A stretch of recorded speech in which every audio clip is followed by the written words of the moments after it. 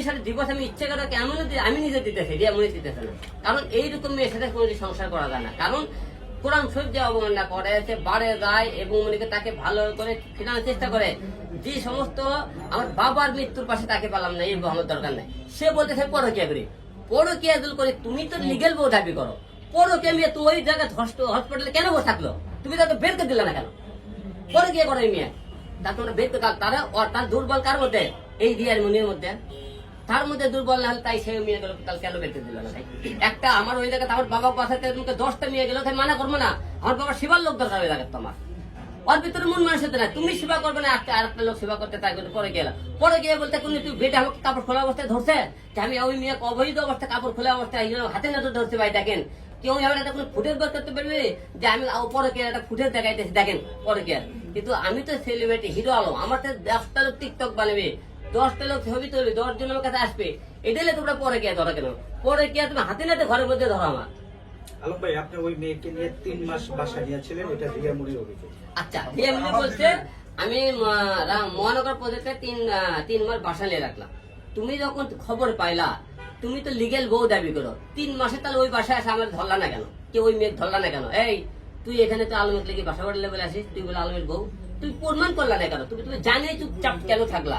এনাকে আমার কিছু স্টাফ ছিল, সেই স্টাফ গুলো কিছু কান পড়া দিছে, ওরকম মানে হাত করে কান পড়া দেয় কথা, এই হচ্ছে ওই আছে ওই আছে মনে করে। তারপর চাকরি থেকে বাদ দিছে। আমার সাথে যে স্টাফ গুলো, পুরো স্টাফ কিন্তু একটাও নাই। এই স্টাফ গুলো তাদের মুখে মাথাগুলো নষ্ট করছে আমার, নষ্ট করে মনে করে বলছে আমার কথা, তুমি 3 মাসে বাসায় থাকলে তুমি আমার ধরলে না কেন? সে বাসা দেয়, সে বাসা দেয় বলো, তুমি নিজে বাসা দেয় বলো আলম কি বাসা নিয়ে দিচ্ছে, আলম কি এই মেয়ে এই জায়গা ছিল রাত্রে প্রতিদিন, তুমি ধরো না কেন? আচ্ছা, সেই মেয়ের সাথে আপনার সম্পর্ক কি? সেই মেয়ে আমার মেয়ের বান্ধবী এবং আমার বাবার সাথে মনে করেন আমার মেয়ে 13 বছর বয়স, সে একা হসপিটালে থাকতে পারে না। আমি কাছ থেকে তুমি থাকো।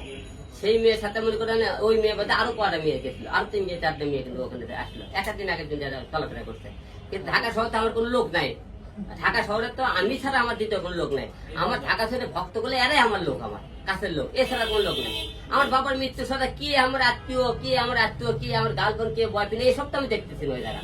আমার সেবা কে করতেছে কেউ দেখ, সেই জায়গা দেখতেছে। পরে কে করছে তাহলে সেটা আপনারা তুলে ধরেন। সেই মেয়েটা আপনি হাতে নাতে, সে আমার কোনো বেটে ধরছে নাকি, এটা আপনারা তুলে ধরেন আপনারা। তারপরে আপনারা আমাকে শাস্তি দেন। তুই কেন পরে কে বলি? 1 নম্বর প্রশ্ন, সে বগুড়া গিয়েছিল, এটা সত্যি। রমজান আমাদের বগুড়া গেছিল, আব্বা তখন একটু ভালো ছিল। ঢাকার পরে আমরা যে মেডিকেলে যখন ছিলাম, সেই দিন যাওয়ার পরে সেই আব্বা তো বাসায় ছিল। তারপর যে মেডিকেলে আমরা ভর্তি করার পরে ওই যেদিন আসে, তার 1 দিন আগে মনে করেন যে মেডিকেলে একদিন গেছিল, বাসায় গেছিল। আচ্ছা গেল, সেই থেকে আসার পরে মনে করেন সে চলে আসলো। আসার পরে যখন ঢাকায় বললো, আপনি ঢাকায় যাওয়ার পরে মনে করেন সে 1 দিন না 2 দিন গেছে, সেটা গেল। আর যে উনি যে বলতেছে আমি মিউজিক ভিডিও করিনি, আমার বাবা যেদিন মারা যায় এবং তার আগে যে মনে করেন সে মিউজিক ভিডিও, সে আমার বউদের আগে কোনো মিউজিক ভিডিও করলো আমি তো জানতাম সে মিউজিক ভিডিও কবে করছে না করতে। এবং যে ছেলের কথা বললেন, যে চ্যানেলের কথা বললেন, তারিখগুলো ফলো করবে। আমার বাবা মারা গেছে 15 তারিখে, 15 তারিখ, 14, 12, 13, 10 এই তারিখগুলো ফলো করবেন আপনি। তাদের এই তারিখগুলো কবে সে লাইভ ভিডিও আছে, শুটিং করতেছিল পেজে তাদের। তারপরে ভিডিওগুলো আপলোড করছে কবে করে তার, এবং তাদের মনে করেন এইগুলো জিনিস দেখলে আপনি বুঝাবেন। 8 মাস সেই দিলে আমি তো মনে করেন ওই নিউরোসাইন হসপিটাল থেকে ওই মেয়েকে আমি ধরে অবমান করে বের করে থাকি।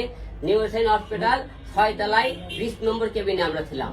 আপনার এই জায়গায় সাংবাদিক ভাইয়েরা আপনারা সবাই বলবেন যে হিরো আলম বউ রিয়ামনি এই জায়গায় চাচ্ছিল, আসে বলে থেকে আলম ভাইকে বের করে দিয়েছিল ক্যাসালগঞ্জে। এই ধরনের কোনো অভিযোগ আপনারা বলতে পারবেন?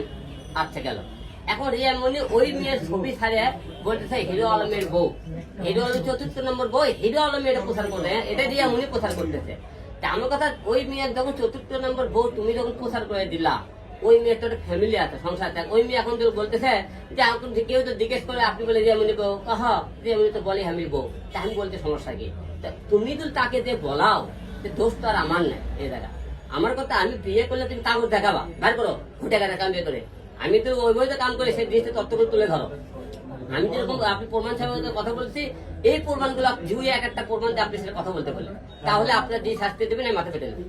আচ্ছা, রিয়ামণি যার সাথে মিউজিক ভিডিও করছিল ম্যাক্সো রিয়াজ, রিয়াজের সাথে রিয়ামণির একটি সম্পর্ক আছে বলে সামাজিক যোগাযোগ মাধ্যমে গুঞ্জন রয়েছে। আপনি বলেন ভাইয়ের সম্পর্কে থাকতে পারে, কারণ কেউ কয়েকদিন পর পরই সে রিয়া মানে ওই ছেলের সাথে কাজ করার জন্য খালি ফোন দেওয়া হচ্ছে, যোগাযোগ করে। এর আগে ওই ছেলেকে আমি নিজে ফোন করে বসে তুই হলে অসাথে তুই করে দিন গান করবি না, আমি ওই ছেলে কিন্তু মানাও করে দিচ্ছি। পরে কিন্তু ওই ছেলে আমার কথা শুনেনি, রিয়া করছে, রিয়া মনে মনে করে পরে মনে করছে আমি যখন দেখতে সুযোগ করল না, রিয়া মনে সুযোগ খুঁজে যে আমি কোন টাইম আসে ক্যাচাল হয় একটু এই জিনিসটা সে কাজে লাগায়, সেই এই ইস্যুটা পেলেই সে বারে আর বিভিন্ন জায়গায় সে মনে করে কাজ করেছে। মূলত রিয়া মনে বিপদ হবে, আজকে বিকেল কাগজ পাঠাতে পারে, সে কালকেও পেতে পারে।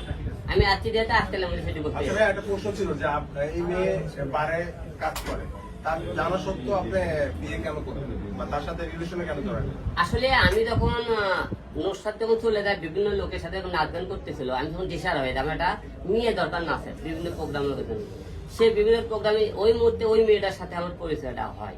আসলে মানুষের ভালো লাগা ভালো ধর্ম দিয়ে উপরাল স্যারকে বলতে পারে না, সেই জায়গা থেকে কিন্তু আমি কিন্তু অনেকেই আপনারা এর আগে জিজ্ঞেস করছিলেন যে অনেক হিরো আলম আমি একটা বউ থাকতে আরেকটা কেন বিয়ে করলো। আমি তো আমার জীবনে সব স্ত্রী বলে দিলাম, আমার বউগুলো কি কারণে চলে গেল, কেন কি কারণে ঘটনা করতে দিন, সেটা কিন্তু পুরুষের উপর চেষ্টা করি, তুই চরিত্র খারাপ তুই মনে করা হলে তোর কারণে বউ চলে গেছে।